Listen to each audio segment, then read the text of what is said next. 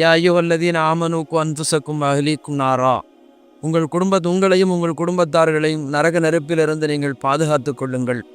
அப்படி என்று சொன்னால் இதை யாருக்கு சொல்லுகிறான்?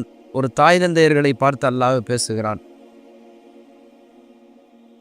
ஏன் இந்த ஆயத்தை சொல்லுகிறோம் என்று சொன்னால், அல்லாஹ் ஜல்லஷானுஹு தஆலா இந்த மார்க்கத்திலே பல மதங்களை போன்று சடங்குகள் சம்பிரதாயங்கள் இப்படித்தான் இருக்க வேண்டும், இப்படி ஆக வேண்டும், இதுதான் இறைவனின் கட்டளை என்பது அல்ல.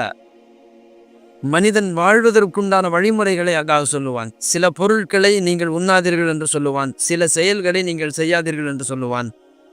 சிலதை நீங்கள் உண்ணுங்கள், அதில் உங்களுக்கு அல்லாஹ் வரக்கத்தை வைத்திருக்கிறான், சிலதை நீங்கள் எடுத்துக்கொள்ளுங்கள் என்று சொல்லுவான். சிலதை அல்லாஹ் அனுமதிப்பான், சிலதை அல்லாஹ் தடுப்பான்.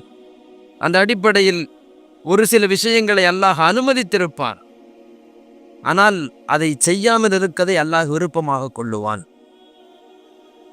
பொதுவாக தலாக்கை அல்லாஹ் அனுமதித்ததுதான், ஆனால் அந்த தலாக்கை அல்லாஹ் வெறுக்குகிறான். அந்த தலாக்கு சொல்லக்கூடிய நேரத்தில் அல்லாஹ் கோபம் கொள்ளுகிறான்.